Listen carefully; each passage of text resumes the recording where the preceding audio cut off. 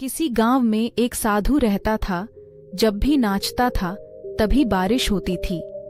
जब गांव के लोगों को बारिश की जरूरत होती थी तभी वह लोग साधु के पास जाते थे और उनसे अनुरोध करते थे कि वह नाचे। जब वह नाचने लगते थे तो बारिश जरूर होती थी। कुछ दिनों बाद शहर से 4 लड़के गांव में घूमने आए। जब उन्हें ये बात पता चली कि किसी साधु के नाचने से बारिश होती है तो उन्हें यकीन नहीं हुआ। शहर पढ़ाई लिखाई के घमंड में उन्हें गांव वालों को चुनौती दी, अगर हम भी नाचेंगे तो बारिश होगी।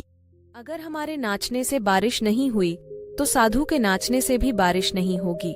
अगले दिन सुबह सुबह गांव वाले उन लड़कों को लेकर उनकी कुटिया के पास पहुंचे। गांव वाले ने साधु को सारी बात बताई। फिर उन लड़कों में से एक लड़का नाचना शुरू किया। आधा घंटा बीत गया, फिर दूसरा लड़का नाचने शुरू किया, लेकिन वहां भी तक के बैठ गया, फिर भी बदलना। अब साधु की बारी थी। 1 घंटा बीत गया, फिर भी बारिश नहीं हुआ। साधु फिर भी नहीं रुका, बस नाचता ही रहा। नाचते नाचते 2 घंटा हो गया, लेकिन बारिश नहीं हुई। 4 घंटा बीत गया, लेकिन बारिश नहीं हुई। लेकिन साधु तो रुकने का नाम ही नहीं ले रहे थे। धीरे धीरे शाम ढलने लगी। तभी बादलों की गड़गड़ाहट सुनाई दी और थोड़ी देर बाद जोरों की बारिश होने लगी। ये देख तंग रह गए और तुरंत साधु से क्षमा मांगने लगे। फिर चारों लड़के ने साधु से पूछा, बाबा भला ऐसा क्यों? हमारी नाचने से बारिश नहीं हुई और आपके नाचने से बारिश होगी।